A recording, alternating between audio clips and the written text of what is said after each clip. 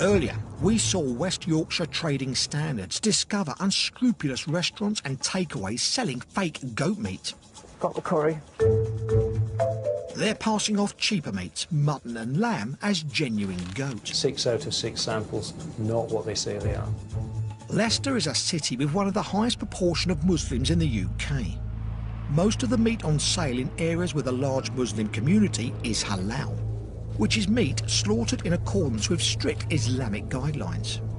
But then, a worrying case of fake lamb discovered in one of Leicester's restaurants landed on the desk of Trading Standards officer Ronald Ruddock.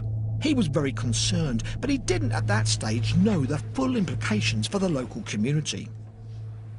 The background to this case, it came to us following an inspection carried out by our food safety team, who had sampled a lamb curry and found that there's no lamb in this at all. We were shocked, almost to the point of, can you double check that? Further lamb samples were taken from a number of local restaurants and takeaways in and around Leicester.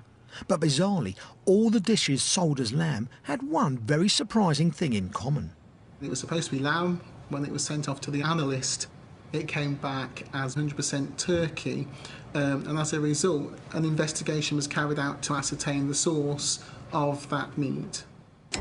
Ronald feared the restaurants were all buying the fake lamb, which was actually turkey from the same supplier, a company called Dutch Bangler Limited, which appeared to be based in Peterborough.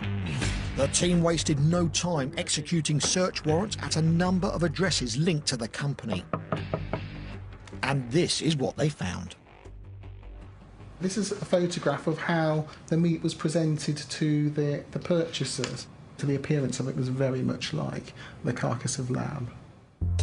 But in this case, appearances turned out to be deceiving. The food inspectors that went out held up this turkey against a lamb carcass just to show how close it appeared. We were very surprised that turkey could ever be mistaken for lamb. Well, even to a trained eye, it looked right, they looked sophisticated. But it wasn't just the meat that was being faked. Ronald also had concerns about the packaging. What we have is the vacuum-packed meat, and what we have on it is labelled boneless lamb leg and details of the supplier and their unique number on the labels. To all intents and purposes, that looks like a genuine label.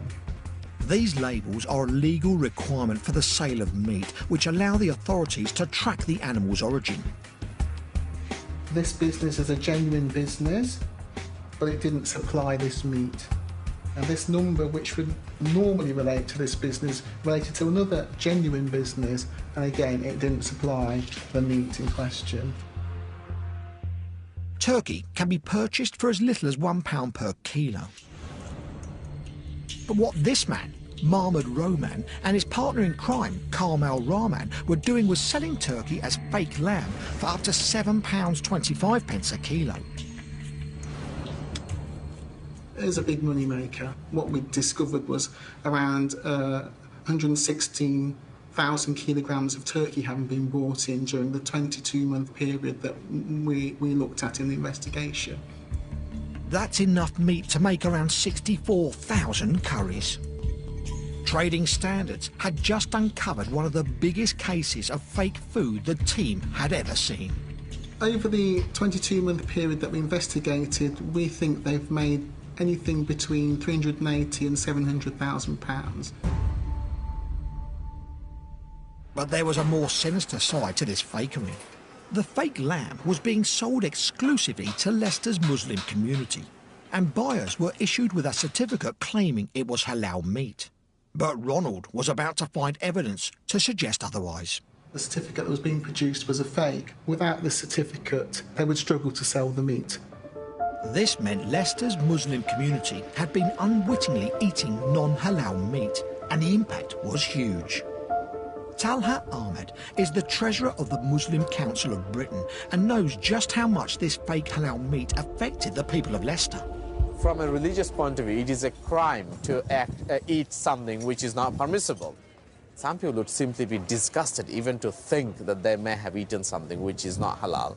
And some people would literally fall sick it will happen. I'm telling you, it will happen. Some people would literally be sick thinking that they may have eaten something which is not halal.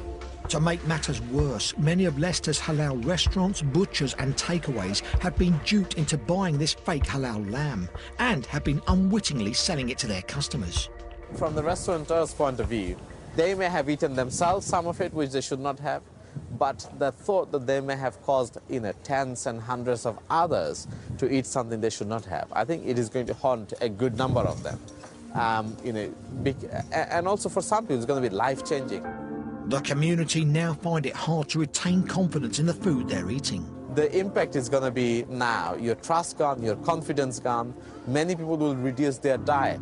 They will not be eating meat unless they can be absolutely certain that they can. But for the fraudsters responsible, their days of selling fake halal lamb were numbered. After a 5-week trial, the two men behind the fakery, Mahmoud Roman and Kamil Rahman, were both sentenced to 5 years in prison for conspiracy to commit fraud. It is a good outcome, and it does reflect not only the fraud but the impact that fraud had on the community.